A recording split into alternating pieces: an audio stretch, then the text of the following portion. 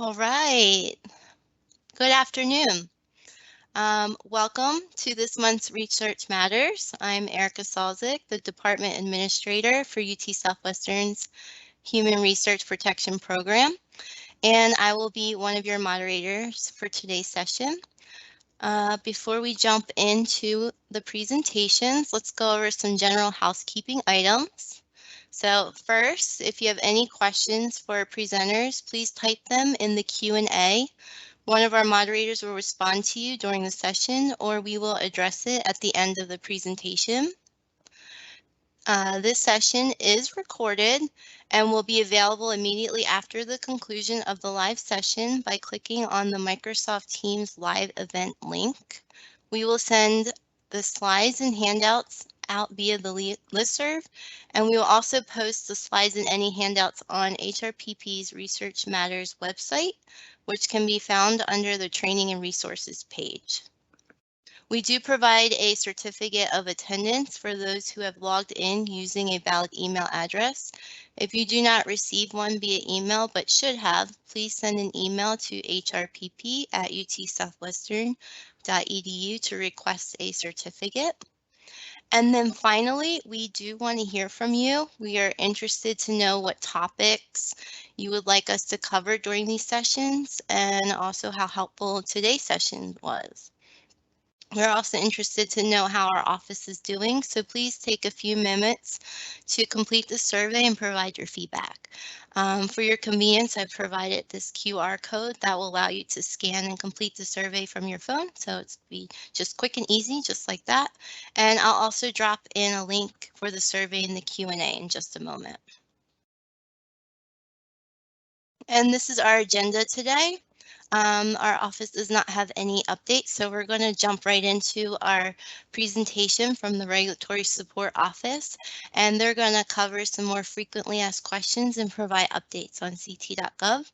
And then we will have Stephanie Francisco from our office kick off our two-part Vulnerable Population series.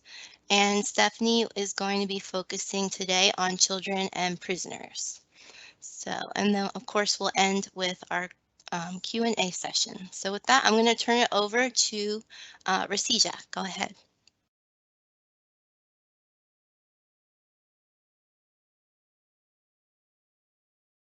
Thank you, Erica. Good afternoon, everyone. I'm Eriko from Regulatory Support Office. I work with Resija Nambia to support clinicaltrial.gov reporting. So we want to continue on Q&A series on ct.gov, but before that, I want to give you some important updates regarding civil monetary penalties for ct.gov reporting non-compliance we received from FDA last month.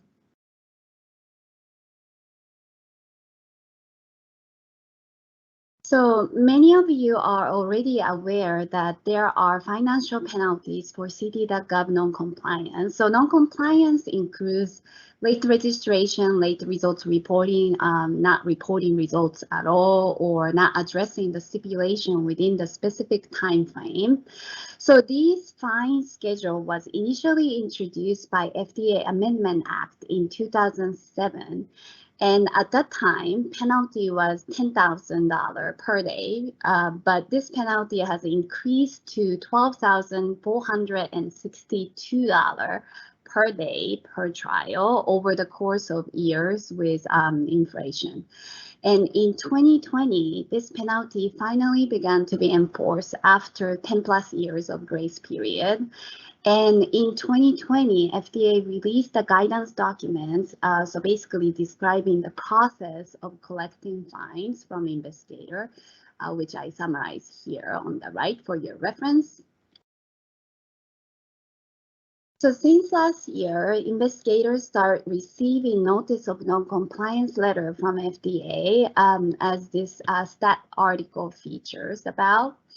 So I also want to highlight that once you receive the notice, your name and your record will be made public as an offender in the ct.gov public website. So it is somewhat similar to warning letters from FDA.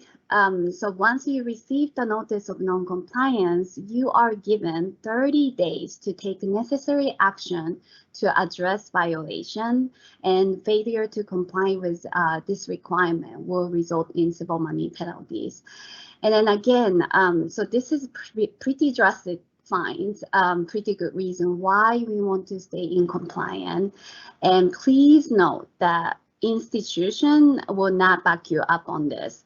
So PI will be personally responsible for these fines at UT Southwestern. So when you or your PI receives a letter like this one on the left, please don't ignore them and reach out to our office ASAP. We'll help to get resolved. So here are other consequences for late registration and results reporting for your reference. I just wanted to include that. So now with update. So Regulatory Council in Office of Clinical Policy at FDA came to give talk during last month's CT.gov task force meeting.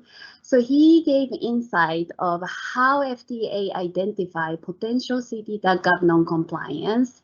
He also shares FDA's compliance activities metrics and some suggestion and observation for CT.gov administrators like us. So here I just summarize key points from his presentation. So, most CT.gov non-compliance are identified by the FDA during their bioresearch monitoring program inspections. So if your trial is selected for auditing, inspector will be checking CT.gov compliance at the time as well. So FDA also initiate their investigation when they receive complaints. So those are mostly internal complaints. FDA also conducts routine surveillance as well to identify CT.gov non-complier. Their compliance metrics. So FDA so far sent over 60 pre-notice letters and 4 notice of non-compliance letters. And so far, everyone who received notice letters made necessary action to address violation within the 30 days. So no civil money penalties were collected to date. So that's a good news. And also he stressed how important it is to comply with CT.gov reporting requirements and how important to know who the responsible party for the trial. And don't wait until last minute to address stipulation known as a major comment. So if you receive, a stipulation from CT.gov reviewer at NIH, so remember you have 25 calendar days to address them. Again, some of the stipulation requires some statistical knowledge, and it can get really complicated. Especially when you have multiple outcomes. And lastly, so if your trial requires results, and whatever reason you can't submit results within the required time frame, you can request for extension. But he said, please don't wait until the last minute to submit a certification of delay or extension request to NIH. So, so these are a lot of updates information, but I wanted to share them to you all. So this concludes my update. So now I'm going to pass over to Rasija. Thank you, Eriko. Good afternoon, everyone. I'm Rasija Nambiar, and I'll now continue with the Q&A series that we started with in the last Research Matters. So today's topic is the most frequently asked questions about CT.gov record updates. So the first question is, who should update the CT.gov registration information and by when? So the regulation requires responsible party to review the CT.gov record for an active study, make necessary changes, and update the verification date at least once every 12 months, and submit the updates to CT.gov regardless of the study types. Please note that failure to do so will result in the record being identified as a problem record in the monthly non-compliance report that may be shared with the UT Southwestern leadership. Next, coming to what information in the ct.gov record should be updated and by when. When the following protocol changes are made, regulation requires those changes to be reflected in the ct.gov record within a specific time frame as shown here. So the FDA inspector will issue a pre-notice letter during the audit when they learn that these information are not updated by the required timelines. Then the other question that we have here is, can I update outcome measures after study has already started? So this scenario usually occurs when some outcome measures have been removed from the protocol via a modification or an amendment that has been approved by the IRB. For that, changing outcome measures after study starts is considered an outcome switching, or known as publication bias. Task Force recommends keeping the original outcome measures as is within the record and add an explanation in the outcome measure description section that this outcome will not be collected or analyzed. For example, stating something like this outcome will not be collected as tests no longer available, something like that. So in this way, we can avoid the appearance of outcome switching. We received several inquiries from the study teams regarding their internal audit team having some findings about a mismatch between the ct.gov record and the modified protocol. So by having an explanation within the measure description field in the record, you should be able to direct them to this section that explains the changes within the ct.gov record. And the main reason for this recommendation is that today journal editors check publication bias or reporting bias using compare features in ct.gov public website during their manuscript review. With just one click in the public ct.gov website, anyone can see the changes made to the ct.gov record, as you can see here in the screenshot. Journal editors check to see the original outcomes that are reported at the time of the ct.gov registration are indeed reported accurately in the manuscript. If they find any discrepancy between original outcome in the ct.gov record and reported outcomes in manuscript, journal editors will seek explanation for that, and it may result in manuscript rejection as well.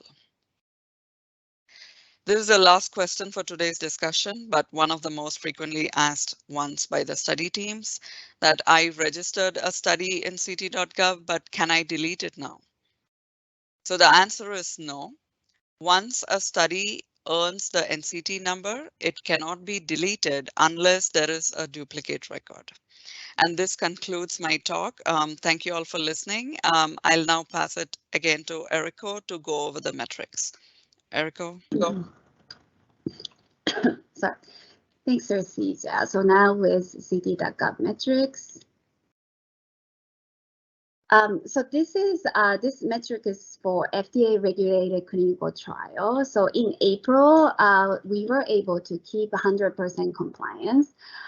So once again, this is public information, and UT Southwestern leaderships are reviewing this non-compliance trial tracker website every month. So please remember this compliance rate proportion, which is publicly available, reflects academic institutions' compliance to the federal regulation, and each non-compliance could hurt the institution's reputation as a whole. And so this shows overall real-time compliance for all UT Southwestern records. Again, blue indicate total number of records registered by UT Southwestern investigator. Green indicates record without any issues or record that are under ct.gov review. And orange and red one are the non-compliance ones, so those are bad one. So we are doing pretty good overall. So thank you again for all your hard work. And this is sponsor investigator support metrics for April for your reference. So I'm not going to go into detail, but in addition to the figure it's shown here, currently we also have 3 pre-submission, so QSub in preparation. We also have worked on 2 safety reports to FDA last month.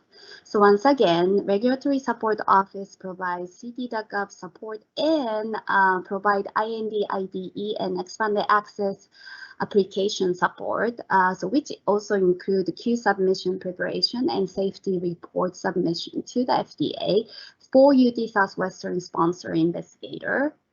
So if you want to learn more about sponsor investigator support program, please visit our renewed website. And I will end the talk with our usual slide. So please contact us for any ct.gov related questions or concerns. And selected resource for ct.gov. And here's the contact for sponsor investigator IND ID expanded access related questions. And selected resource. So this concludes our presentation. Thank you so much for your attention. I will turn over to Stephanie. Thank you.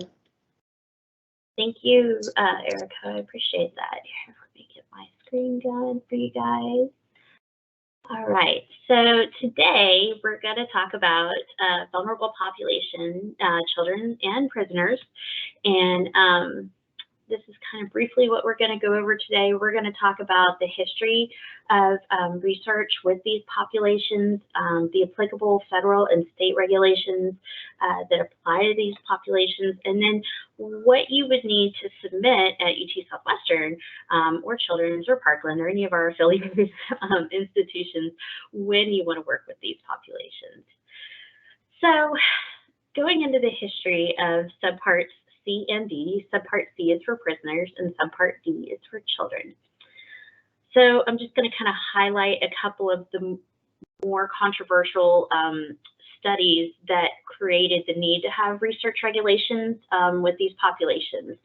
So from 1946 to 1947, we had the Nazi doctors trial, which resulted in the Nuremberg Code. So the Nazi doctors trial began in 1946 following World War II. Criminal proceedings were brought against 23 German doctors for participating in war crimes and crimes against humanity. 16 were found guilty and 7 were sentenced to death because of their participation in experiments on prisoners held by the Nazis that involved painful and frequently fatal procedures. As part of their judgment in the Nazi doctors' trial, the judges articulated certain basic principles must be observed in order to satisfy moral, ethical, and legal concepts. These 10 principles form the Nuremberg Code. Though they were never officially accepted as law by any nation or as official ethics guidelines by any association, the code nonetheless has had profound influence, forming the basis of the Declaration of Helsinki and influencing the Belmont Report.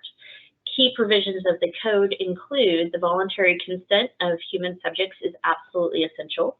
Human research should be founded on preliminary results from animal studies. Unnecessary physical and mental suffering should be avoided. Degree of risk to subjects should never exceed the humanitarian importance of the problem to be solved by the experiment.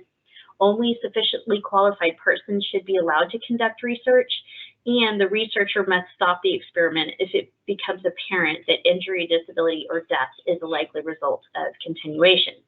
So that was kind of our first really big area where we saw prisoner research being done, and then an outcome from those research procedures.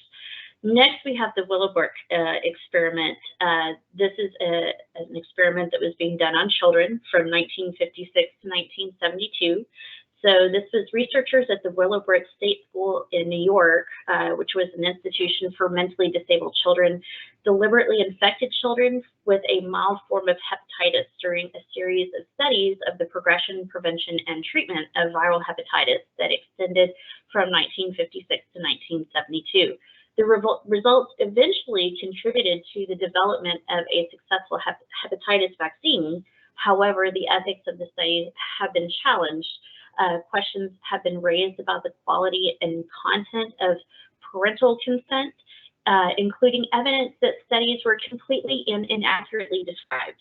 In addition, many have condemned the deliberate infection of these institutionalized children. And so for the last study that we're going to talk about, this is called the DHEW subpart C. This is basically what happened in 1978. The Department of Health, Education, and Welfare, which is the DHEW, issued a regulation known as subpart C, which was additional protections pertaining to biomedical and behavioral research involving prisoners as subjects. This regulation was implemented as a result of the National Commission's report and recommendations called Research Involving Prisoners. The report illuminated the abhorrent use of prisoners as human subjects in research. Prisoners were participating in pharmaceutical research involuntarily. Research involving prisoners examined the effects of radioactive testicular injections on spermatogenesis, paralytic drugs as deterrents to antisocial behavior, testing of chemical warfare agents, evaluation of severe nutritional deficiencies, and induction of various bacterial, viral, and fungal infections. Now, there are a ton of other very unethical studies that have been done with these populations, but I'm just kind of highlighting a few today. So let's talk more about the regulations of subpart C. This is regulation or research that is being done with prisoners.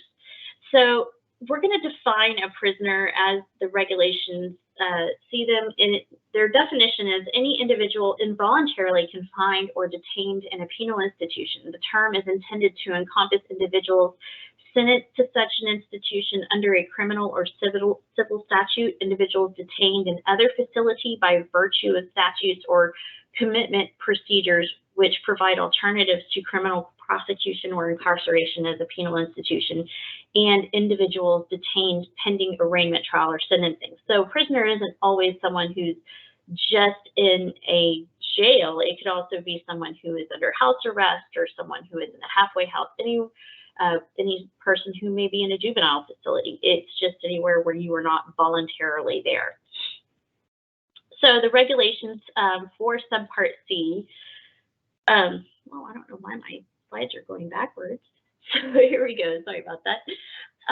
We have 45 CFR 46 subpart C. So there are several different areas that go over this. 46302 outlines the purpose, and it says, inasmuch as prisoners may be under constraints because of their incarceration, which could affect their ability to make a truly voluntarily and uncoerced decision whether or not to participate as subjects in research, it's the purpose of this subpart to provide additional safeguards for the protection of prisoners involved in activities to which the subpart is applicable. And so the composition of the IRB is also clearly defined in 46304, and that regulation basically is telling us that a prison representative must be present for review. So this member has to have an appropriate background and experience to serve in this capacity. So this could be a person who has maybe been to prison or a person who has worked with prisoners before. And the FDAA also actually didn't include any additional protections for prisoners in 21 CFR 50 and 56. So the FDA does consider prisoners to be a vulnerable population, but they don't have a specific subpart that protects them. So in 46305A, The regulations tell us that any possible advantages occurring to the prisoner through their participation in research when compared to the general living conditions, medical care, quality of food, amenities, and opportunity for earnings in prison are not such a magnitude that their ability to weigh the risk of the research against the value of such advantages in the limited choice environment are impaired. This is basically saying that you cannot coerce or give prisoners special treatment for participating in research.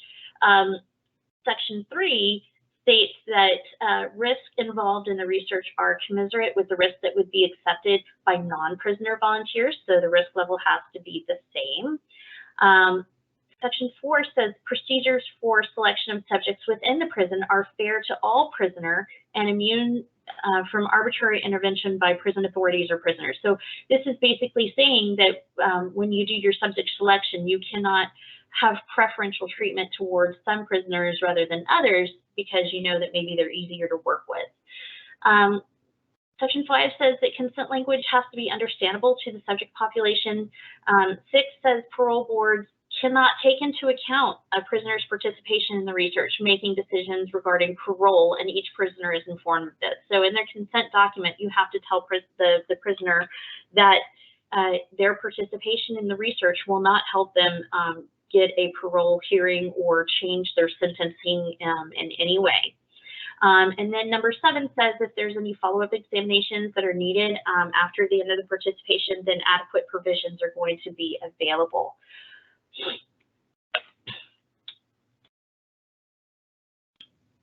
So there are different categories of permitted research with prison populations, and they're defined in 45 CFR 46.306A2, and this is items 1 through 4. So 46.306A21 studies the possible causes, effects, and processes of incarceration and of criminal behavior. So these studies have to be no more than minimal risk and no more than inconvenience to the subject. Category 1 is limited to no more than minimal risk and is worded broadly to accommodate a wide range of research. Causes, effects, and processes of incarceration and of criminal behavior covers a spectrum of studies examining prisoners and largely consists of research examining varying facets of substance addiction, HIV status, homelessness, or mental illness, all conditions indicating a possible relationship with the criminal justice system. This category accommodates secondary research analyses, social behavioral research, and longitudinal studies where recidivism is an outcome measure. 46.306A22 says the study of prisoners is as an institutional structure or of prisoners as incarcerated persons. This is a relatively narrow minimal risk category. Examples of authorized studies might include research examining nicotine addiction, cessation programs in prisons, peer-mediated end-of-life caregiving among prisoners, cancer disparities in incarcerated persons, and social determinants of HIV in an incarcerated population. 46.306A23 is research on conditions particularly affecting prisoners as a class. So there's no ceiling on risk category in Category 3, unlike Category 4. However, there's no prospect of benefit is required. The IRB under Category 3 triggers the need for special expert review, known as secretarial consultation, and a final approval determination by the secretary. The National Commission deemed a higher level of ethical review to be an appropriate protection for prisoners involved in greater than minimal risk research, not requiring benefit to the prisoner's individual health or well-being. An example of a greater than minimal risk study examining a novel antiretroviral therapy for HIV treatment. However, there is considerable overlap between Categories 3 and 4, and depending on the research design and the nature of the control group, Category 3 studies may be possibly be approved under Category 4 without necessitating a secretarial consultation. And then lastly, the last category is 46306A24. So this is research on practices both innovative and accepted, which have the intent and reasonable probability of improving the health or well-being of the subject. So in cases in which those studies require the assignment of prisoners in a manner consistent with protocols approved by the IRB to control groups which may not benefit from the research, the study may proceed only after the Secretary has consulted with appropriate experts, including experts in penology, medicine, and ethics, and published notice in the Federal Register of the intent to approve such research. Category 4 permits greater than minimal risk research. However, based on studies received by OHRP, which is the Office of Human Research Protection, the great majority of these studies are designated to no more than minimal risk and frequently social behavioral in nature. In addition, the regulation requires that the research have the intent and reasonable probability of improving the health and well-being of the subject. Risk level category 4 studies may be attributed to confidentiality concerns as well as biomedical risk. Category 4 triggers the need for a secretarial consultation only if the research assigns prisoners to a control group that may not benefit from the research. This can be problematic for studies that are greater than minimal risk and randomize subjects to a non-beneficial control, as there is no other subpart C category to which studies could be recategorized for approval without also triggering a secretarial consultation. In some cases, researchers may choose to intentionally design their study to include a benefit to the control group, such as a physical or medical monitoring that they would not otherwise receive but for their research participation. This category may include studies certified for the involvement of subjects who become prisoners after study enrollment, because in these instances, there is no assignment of prisoners at the time of randomization, and the issue of the control group is not relevant.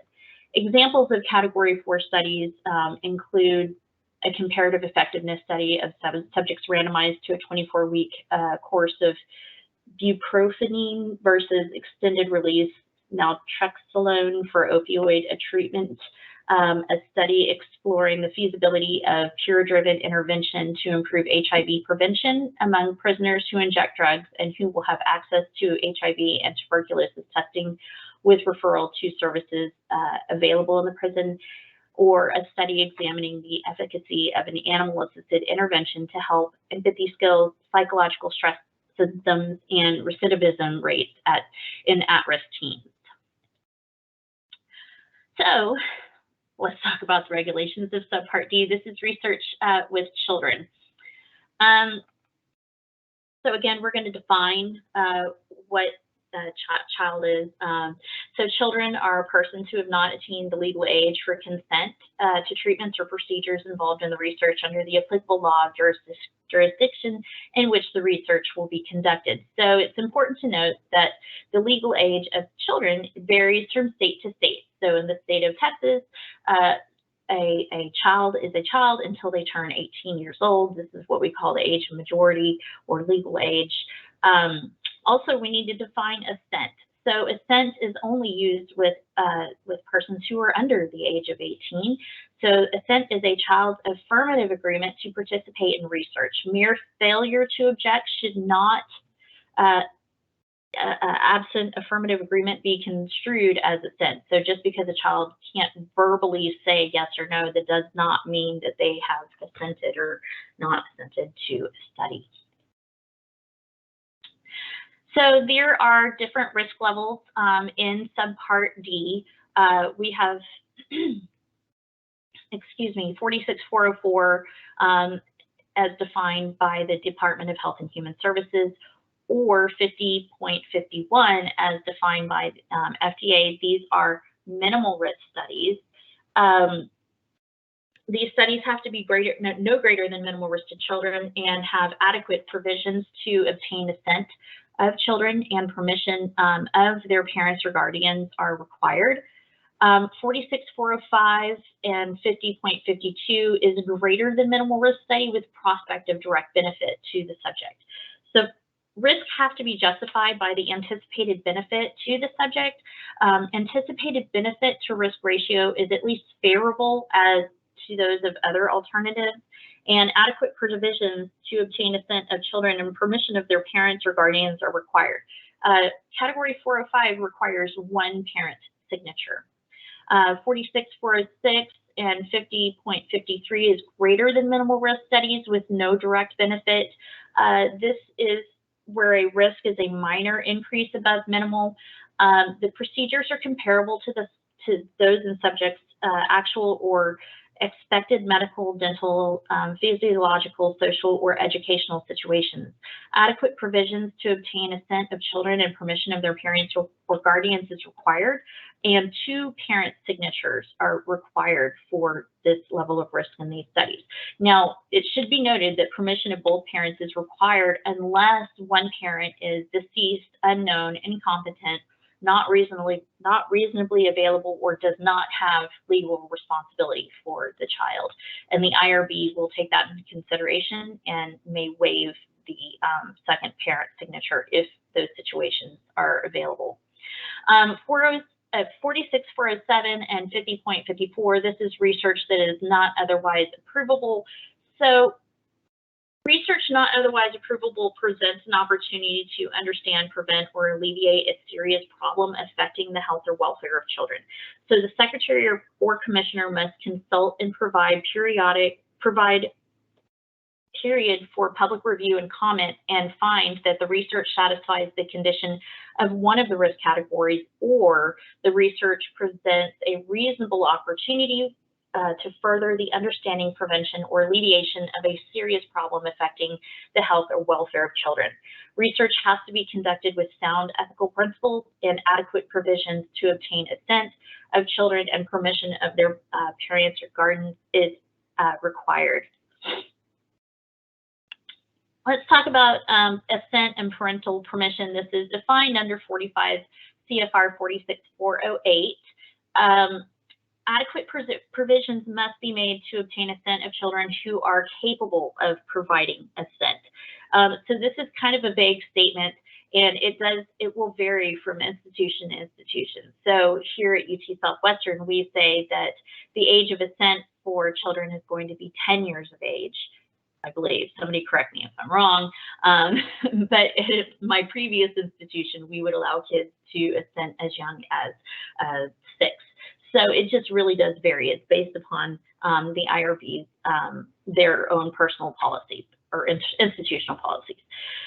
So to determine the capability, the IRB must consider the age, maturity, and psychological state of the children involved. Assent is not a required condition if the IRB determines the following. So the capability of children to be enrolled in the study is limited. The research holds out the prospect of direct benefit that is important to the health and well-being of the child, and the benefit is only available in the research context. So continuing on with the same regulation, the IRB can waive the assent requirement even if the IRB determined subjects are able to assent if the following are true. The research poses no more than minimal risk to the subject. The waiver will not adversely affect the rights and welfare of the subject. Research could not be practically carried out without the waiver, and when appropriate, subjects are provided with additional information after their participation. So let's talk about the submission items that you will need when you want to conduct research with prisoners and or children. So prisoner studies, in addition to all the usual documents required for submission, a Form M is needed. So the questions on Form M are designed to guide you through all the regulations as the IRB has to review them. It's important to provide sufficient details for the IRB to make a determination about your study and how it will affect a prison population.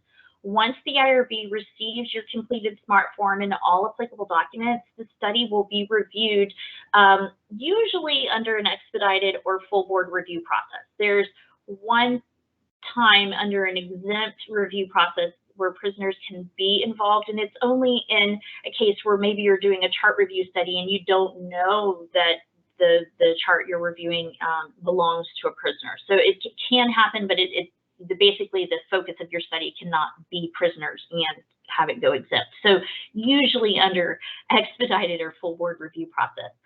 So a prison representative will always participate in the review of your study involving prisoners, even if it's a simple chart review. Some studies will need to receive additional approval to start, and this will come from the Office of Human Research Protections, or OHRP, and our office, the HRPP office, will assist you in obtaining this approval. And then we also have children's studies. So in addition to all the usual documents required for submission, a Form K is also needed. So much like Form M, Form K will guide you through the items that the IRB needs to know when an investigator wants to work with a pediatric population. Again, it's very important to provide enough information to help the IRB understand your project and how the potential child participants will be affected by the research.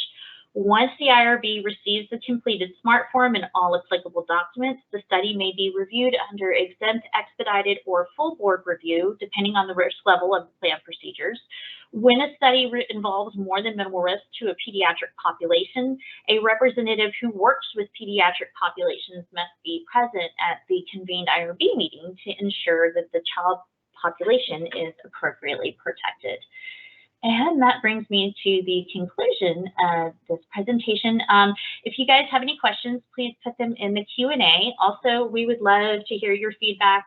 We invite you to participate or to provide your evaluation of Research Matters and of the HRPP office.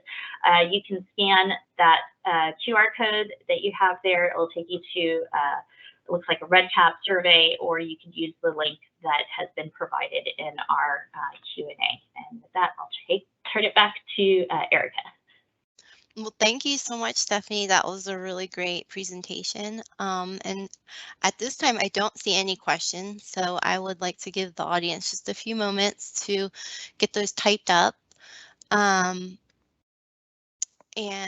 if we don't see anything come through, we will be hanging around a few moments after we end the session to answer your questions. But I would like to take this opportunity once again. Thank you, Stephanie. Thank you, Erica and Rosija, for talking about CT.gov and FAQs. And the next session for Research Matters is scheduled on June 21st. So, like I said, I still don't see any questions coming through. And with that, I will let you guys go, get your 15 minutes back, and have a great rest of your week. Thank you all so much.